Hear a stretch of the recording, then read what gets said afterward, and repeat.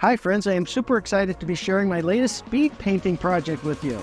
And in this video, we're going to hit 3 killer fun points: how to use watercolors to paint eyeballs, how to use watercolors to practice freehand, and how to repair a botched paint job using a tip from a master creator in our space. It's an awesome episode, you won't want to miss it. And at the end, we're going to show you a little bit about how we scan the model into 3D cyberspace. So fun, art, tech fusion, let it roll. Friends, I am super excited to be sharing my next speed painting project with you in this format, which is blazing fast, so hang on tight. We're doing it this way because we want to focus on the 3 important points of this video, which is using watercolors to paint eyes, using watercolors to do some freehand, and repairing damage using a tip from a master artist in our space. So hang on tight, this is going to be really fast, but I still want to share with you my project. I have so much fun with the assembly, priming, and painting of these 40K units, and I want to share my joy, my love of that. And what really makes the joy come into the assembly part is Tamiya Extra Thin Liquid Cement. If you're not using it already, you're blowing chunks, and those chunks are probably plastic and they're probably everywhere. So get on board with Tamiya Extra Thin Liquid Cement. It will really makes assembly a joy, and I have so much fun. That's why I'm sharing the assembly part. I will always share the assembly part of my projects on video because it's just so much fun. So we're getting close to the end of assembly. We're putting the models on the base, and I can feel the plastic melt as I push it into the base. It is a chemical welding process. You're not gluing, you're actually welding the plastic. So very hard to undo. So be precise with your placement. Always practice, test fit, and life will be easy. So we're saying goodbye to assembly, bye-bye assembly, onto priming. Now, I'm very limited on where I can do my priming. I have to do priming indoors. That means I'm going to be using the airbrush. Now I'm going to set the pressure on really low, and I'm going to mix my inks or whatever using the back pressure trick I did there, but it's going to be on really low pressure. Then I crank up the pressure. I'm going to do a little freehand practice before I get into the priming, because the airbrush is working perfectly at that time when it's freshly loaded. Take advantage of that. Use it to practice some delicate work with some low pressure and some close-in work. Just practice. Great opportunity. And priming is a great way to get used to your airbrush, and it's fun. I'm always going to share the priming part of the project. You never know, you might pick up something. And I might even do an airbrush video in the future. But we're not going to use the airbrush for Zenthal. We're actually perfect, moving into the brush portion of the undercoat, which we're going to do a grayscale, and we're going to progress from a really dark gray, and we're going to use speed paint medium. That's like magic. I work it mostly into the brush bristles first, and then tap into the color. We're starting with the dark gray, get most of it off with a paper towel like we usually do for dry brushing, and then we're going to be pretty aggressive on the first pass, dark gray. We're going to leave only the deepest recesses at black prime. We're going to have a lighter touch as we move on to the lighter colors. So I'm also moving on to a bigger, softer brush. I love these cheap makeup brushes from Amazon. They will definitely up your game. They're so soft and reliable, and also durable. So real quick, we just go from dark gray to lighter gray, and by the time we get to white, super light touch and very dry brushing. And we end up with a pretty good grayscale. So, and it's fast, maybe 15 minutes for the whole stick of miniatures, which is the rest of the Broodcoven. So now it's my theory that if we have a good grayscale, we should get a pretty good result with speed paint. So here we are going speed paints. Basically everywhere there's flesh tone, I'm going to use warrior skin and just give it a go. You know, here it is. You know, it comes across as a little dark. So obviously I'm probably going to dry brush over that to brighten up some highlights. And we're just forging on though, paying attention to the thralls a little bit.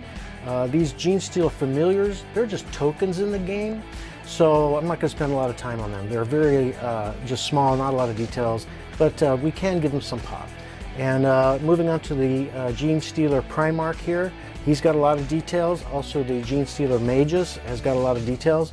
We're going in with the robe, call it like a wizard's robe if you will. We're using the speed paint murder scene. It was recommended to me for a wizard's robe. This is pretty much a tech wizard of sorts. So let's try the murder scene. It's really heavy, great coverage, dark, And I can see we're going to do some dry brushing on top of it. Then I totally botched the skirt of the Primark. You can see there I ripped the undercoat. So we're going to use a tip that we got from a master creator in our space, Lyla Mev, the Mini Wish. Thank you so much. Mwah. If you should already be subscribed to her.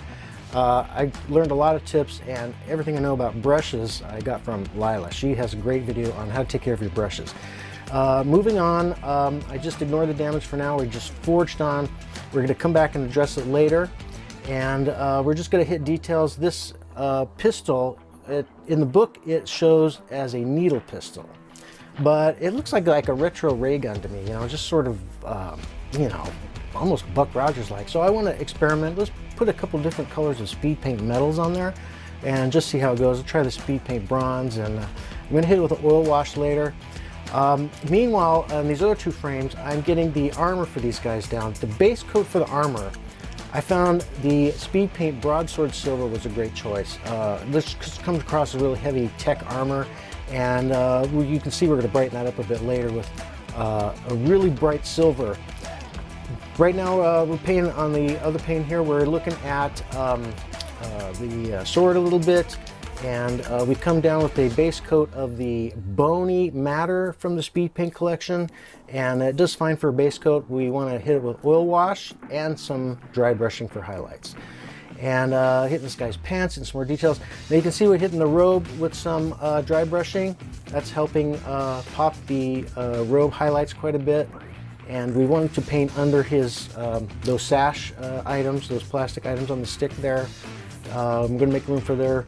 And here we are hitting some more details. We're just moving really fast because we're going to get to, we want to focus on what's important, which is the watercolor for the eyeballs, and for some, we're going to try some freehand. So here we are, there's lots of buttons and dials. I want to get those on the tech gear. Everybody loves speed paint hardened leather for small bags and holsters and pouches and stuff. Great stuff. Even master artists will tell you sometimes they use it on small bags and pouches, get away with it. So look, it's fast and it's fun. Speed paint hardened leather for belts and pouches. Here I'm getting belts. And then back to dry brushing. I want to pop some highlights on the thralls, pop some more highlights on the hardened leather. So dry brushing in off-white, I'm using Pro Acryl Bright Ivory. It's a little off-white. There's the General's head, which has not been installed in that deep armor socket yet. That deep armor socket would be blocking me from a lot of painting, so I painted him and his claw, his head and his claw separately. And that paid off. That was a good idea. So moving on, just painting the guy's pants. I just used one color of speed paint blue. Wasn't quite dark enough. Hit it again immediately with a darker color. I liked it. Then I have to reprime the belt white in preparation for more speed paint hardened leather. As long as I'm got the white out, I hit a few more details with white. Get the guy's teeth. That was lucky. Got a good hit of teeth. Now here I go switching to watercolors to do the eyeballs. So watercolors will give you the faith and the determination and the fearlessness to do eyes. Just get out your watercolors. They're dirt cheap. Throw them in there. I got pretty lucky. I just poked it. I think they came okay. It was good enough. You know how small these things are. They look big on camera. That's like 45x. You know, but in reality, those things are tiny. And I got pretty lucky, and I just sniped them on the first try with watercolors. It's fine. When you go back and you're gonna lightly spray varnish on it later to protect the model. Awesome, they're locked in. So watercolors for eyeballs, man, that is a huge tip. Go and paint your eyeballs. If you screw up, you just take a damp brush with water and you suck it up like a vacuum, man. You just try again. You just keep trying until you get your eyeballs. Got some basic eyeballs on both of these guys. I'm just going around now with the, it is the Winsor Newton silver ink, bright silver ink, super bright silver. If you can find a brighter silver, please let me know in the comments. This is a really bright silver I found. So I'm highlighting all the metal bits with this stuff, and it's all the easy stuff I can reach. It doesn't require a lot of brush control to hit these edges. You just sort of have a strategy for how you hold a brush, and it's not too hard to avoid messing up. So I'm going around and just hitting all the high spots. And that gives the model a lot of depth because I'm hitting with the oil wash too. So the oil wash really deepens the shadows, and the bright silver is really bright pop on the highlights. So that difference, that contrast is what basically fools you into thinking it's a better paint job. Now here I am now doing the repair job. Mix the target color with white to get the coverage. This is the tip from Lyla Mev. And then let that dry, and then come at it again with a target color. And voila, you have repaired most of the damage, and you can't even tell. And now it looks like a reasonable, worn, aged hide. That is a speed paint aged hide. We got the effect we were going for. So thank you, Lyla, for that tip. You should already be subscribed. She's a top creator in our space. I learned a lot from Lyla Mev, the Mini Witch. Now, moving on, we have got to get that belt on his leg with the hardened leather, break out the hardened leather again, then go for the oil wash. Loving the oil wash, friends. It's just a few bucks to get into. You just need a couple of colors, lifetime supply for anything that you get. You just need a few drops of this, a few drops of that. The odorless white spirit with a dark color, not necessarily black. You can use a little brown. You get creative with the shading, and you just can go over the model, and it doesn't take that long to dry because it's really thin. The odorless spirit dries pretty fast, so as long as it's not too thick, you can hit with a blow dryer and be able to continue. In my case, I let it dry overnight, and it was fine. But look how fun it is. The oil wash really jumps into the recesses and gives you that deep shadow so that your highlights would pop more, and it works better than a regular oil wash. So moving on, and here I am using the oil wash with white. You don't have just dark oil wash. In this case, I thought filling in with white as an undercoat, and then a nice bright blue. I did an oil wash with blue on top of that white. It was real easy because of the deep recesses in that sash. So I had so much fun. I'm really having fun sharing this project with you guys. So moving on, you can see the limits of my brush control here as I do the red. There's this like red cord there, and it's pretty clear where my limits are. But I hit that belt buckle pretty good. You know, everyone's looking at the belt buckle. They pick up and oh, you got a belt buckle. Moving on, I pay some attention to this guy's claw. This guy's got a mean claw. It's a highlight of the model, and it looks like it's got some tubules. So I'm going to highlight those really bright green, my favorite livery green, because it looks like he's going to inject you with like a poisonous goo if he stabs you with the claw. So I'm trying to tell a little story there. So, you know, he's got the sword and the pistol and the claw with the poison going on. So those little exposed flesh bits, I use the familiar pink from the speed paint line. It seems popular to make those little exposed flesh bits in not only the Tyranids but the Genestealers. It gives them some continuity. So here it is with the livery green. And you can see I'm hitting those poison tubules going into his claw. I love that little detail. So moving on, we've got some buttons and some details on his gear on his back, his tech armor. And I'm trying to do a multi-stage on the gems. You see I actually did some shading and a little dot of white on the gems. There is a tutorial on gems, how to do that. I just used that tutorial. Link in the description. I thought some blue on the pistol would be nice. We're wrapping this up now. We're getting to basing. So I had so much fun sharing this project with you guys. Stay with us after basing, and we're going to scan the model into 3D, and we're having fun Art Fusion Tech fusion. And oh, I'm just so excited about it. Scanning models in 3D is awesome. So here we're doing some basing. Thanks to the Army Painter for the basing material. Love that stuff. Use it all the time. And finishing up with the Thralls now and the Genestealer Magus. You see I put some white in the exposed flesh because I need a bright undercoat for the pink that I want to put there, because I really want that to pop. Just a little bit of pop on these Thralls. They don't have a lot to offer otherwise, at least for my limited skill, and they're just tokens in the game. Don't want to spend a lot of time on them. We're speed painting here, not rush painting. Add a little pop. Moving on, trying to finish up the Magus here after gluing on his sash item. You can see we filled in the sash with blue using oil wash. Trying to hit his gem over there with the multi-step process. We're trying to use matte colors. The scanning process hates gloss. We've got to try to keep everything matte. So I try to avoid gloss on everything now since I'm trying to scan everything. And just trying to wrap this up, painting the staff. I always like my wizard staff to be like woodeny color but slightly red tone. It's just my thing. So I always find a slightly red tone. Now here we are snipering again using watercolors, and I got pretty lucky. There you go. Use watercolors to paint the eyes, my friends. Just go for it. Paint the eyes. And you know how tiny those are. It looks big on the screen, but that's like 45x magnification. Those eyes are tiny.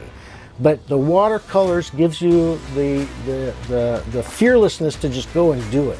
I got lucky, hit them on the first try, and you know how tiny they are.